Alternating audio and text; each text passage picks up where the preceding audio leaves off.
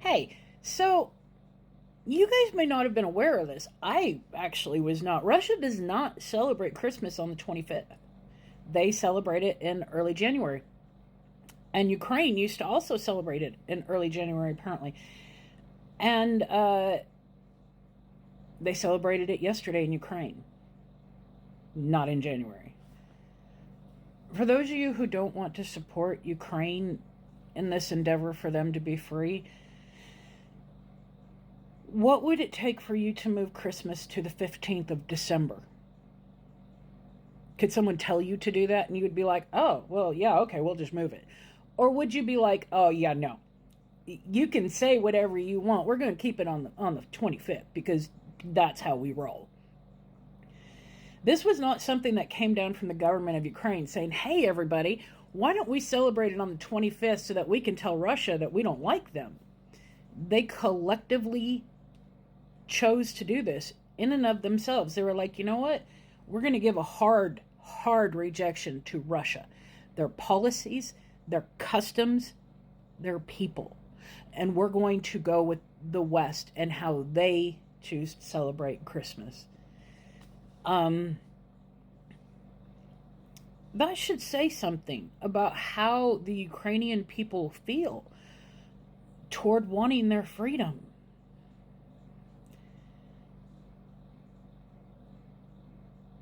They just want a chance. I mean, would you want to live under fucking Russia?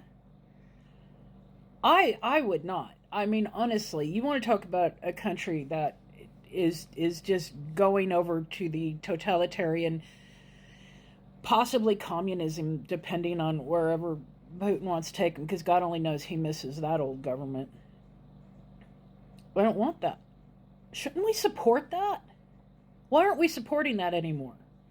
Because it used to be good for our country to have other countries believe in democracy. Now we don't want that. And I have skin in this game, guys. Don't think I don't. Watching my daughter yesterday was hard and painful. She misses her husband dearly.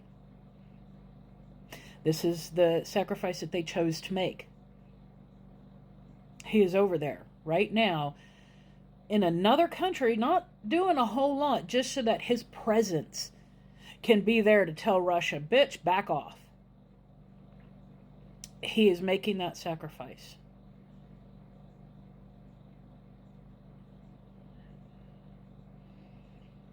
Russia's always been our enemy. Even after the Soviet Union fell, they were not our ally, ever. And you can know that by how they have used other countries to fuck with us. And it's not like we stopped using other countries to fuck with them. We're pretty clear that collectively we don't really care for each other's governments. We have different ideas, we have different values. And even though Russia flirted with democracy, we all know they're not there. There's not a lot of freedom going on in Russia. Which is why they're bad. Because democracy is better. Democracy is best. Self-rule.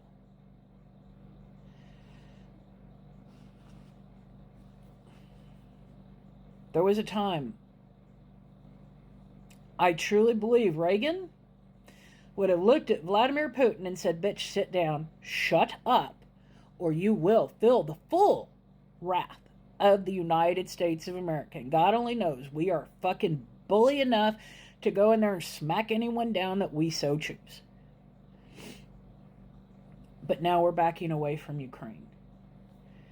And no matter which part of the spectrum you fall on, whether you are a Republican or a Democrat, it is vitally important that we support democratic countries throughout the world if we want to stay a democracy. And I certainly hope everyone does, because I like I said earlier, I like having rights. I like having free expression.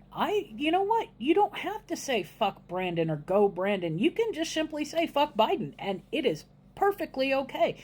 You are more than free to do that, and that is a freedom you should value with everything in you, that you can say that about our leaders, because that is part of what makes our country great, is that we can rail against our government. Let's keep supporting Ukraine. Let's let those people have what we've managed to have. Self-determination. The chance to make your own road, where you don't have to fit into a hole. You don't have to do this job. You don't have to live in this place. Even if people are kind of stuck by their circumstances, in this country at least, there's always the chance for betterment. And as we make a better society of people, those chances, I truly believe, will increase. And more people. We just have to be willing to fight for it. To those of us who've managed to do things like own homes and have stability, we should not lock ourselves in our little castles. We should be outside going, you know what? This feels great. When you have a home that is secure and you know no one's going to take it for you, let me help you get that. Let me give you the tools that you need to succeed in this. And that's where we should be. Because when everyone succeeds, everyone succeeds. If you look at the 50s, the things that everybody liked about then, well, at least for most of you, I hope, was not the segregation and the fact that women were treated like shit, but it was the fact that the middle class was booming and opportunities were there. We don't need to go back to the policies of the 50s to do this. At least not the ones toward other people. Please, let's just not go back there. Past was the worst. Let's embrace our future and help people from here. We can do this. And let's, please, guys, let's help Ukraine bring this home. Let's give them a free country. They deserve it. Russia promised them, when they removed all the nuclear weapons out of Ukraine, Russia signed an agreement saying these are your borders and we will respect them.